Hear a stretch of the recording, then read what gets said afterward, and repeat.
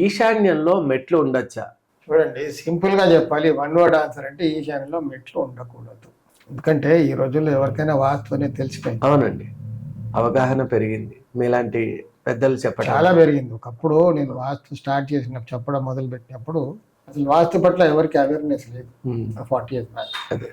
వాస్తు అంటే ఏంటి అనేవాళ్ళు.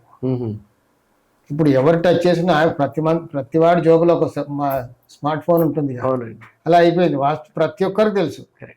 కులం మతంతో సంబంధం లేకుండా అందరికి వాస్తు అంటే ఏంటో తెలిసింది. అవునండి, గుమ్మాలు ఎక్కడ ఉండాలి, ఏది ఎక్కడ ఉండాలి, మెట్లు ఎక్కడ ఉండాలి, ఫండమెంటల్ తెలిసిపోయాయి. అవునండి. సరే, వాస్తు ఒక మహాసముద్రం ఒప్పుకుంటాను.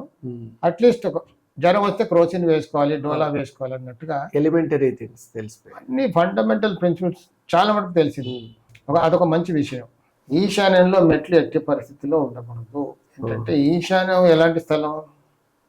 మనకు ఒకటి ఈశాన్యం, దిక్కులు ఎన్ని ఉంటాయి? 4 దిక్కులు. ఉత్తరం, దక్షిణం, తూర్పు, పశ్చిమం. ఉత్తరం తూర్పు కలిసే మూల ఈశాన్యం. అవునండి. అలాగే తూర్పు దక్షిణం కలిసే మూల ఆగ్నేయం. అవునండి.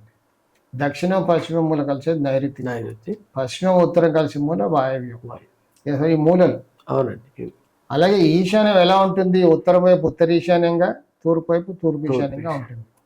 ఆగ్నేయం కూడా తూర్పు వైపు తూర్పు ఆగ్నేయంగా, దక్షిణం వైపు దక్షిణ ఆగ్నేయంగా.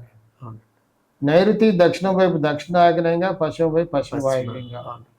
అలాగే వాయవ్యం పశ్చిమ వైపు పశ్చిమ వాయవ్యంగా, ఉత్తరం వైపు ఉత్తర వాయవ్యంగా ఉంటుంది. ఇది ఫండమెంటల్. సో మీరు అడిగిన ప్రశ్న ఏంటి? ఈశాన్యంలో అంటే ఈశాన్యంలో అంటే ఉత్తర ఈశాన్యంలోనా లేకపోతే తూర్పు ఈశాన్యంలో సందేహం వస్తుంది. ఎక్కడైనా ఉండకూడదు. ఉత్తర ఈశాన్యంలో అయినా మెట్లు ఉండకూడదు, తూర్పు ఈశాన్యంలో మెట్లు ఉండకూడదు. అంటే పై ఫ్లోర్స్కి వెళ్ళే మెట్లు. కొంతమంది ఏమనుకుంటారంటే మెట్లు అంటే ఇప్పుడు మెయిన్ డోర్ నుంచి బయటకు రాగానే ఇల్లు కొంచెం హైట్ కట్టుకుంటాం, అక్కడ పెట్టుకోవచ్చు. ఆ మెట్లు అంటే దిగాలి కాబట్టి అక్కడ పెట్టుకోవచ్చు. పై ఫ్లోర్కి వెళ్ళే మెట్లు పెట్టుకోకూడదు లోపల, ఇంటి లోపల.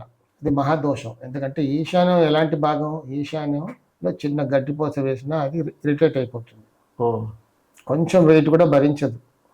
ఈశాన్యం కప్పేయబడకూడదు. ఈశాన్యం ఎప్పుడు కూడా ఓపెన్గా ఉండాలి, తెరపుగా ఉండాలి. అప్పుడే మనకు మంచి ఫలితాలు ఉంటాయి. లేకపోతే ఫలితాలు అన్నీ కూడా గందరగోళంగా ఉంటాయి. వంశం పోతుంది చిన్నగా, సంతానం ఉండదు. చిన్నగా చిన్నగా చిన్నగా అన్నీ అమ్మేసుకుంటారు. ఇంకా ప్రాపర్టీస్ అన్నీ పోతుంటాయి. పెద్ద పెద్ద డ్రమ్లో వాటర్ ఉందనుకోండి, చిన్న చిల్లు పడితే ఎవడే తెలియదు. పోతూ పోతూ పోతూ పోతూ తర్వాత కొంచెం సగం ఖాళీ అయిన తర్వాత తెలుసు, అయ్యో అయిపోయిందిరా అని. Slow process.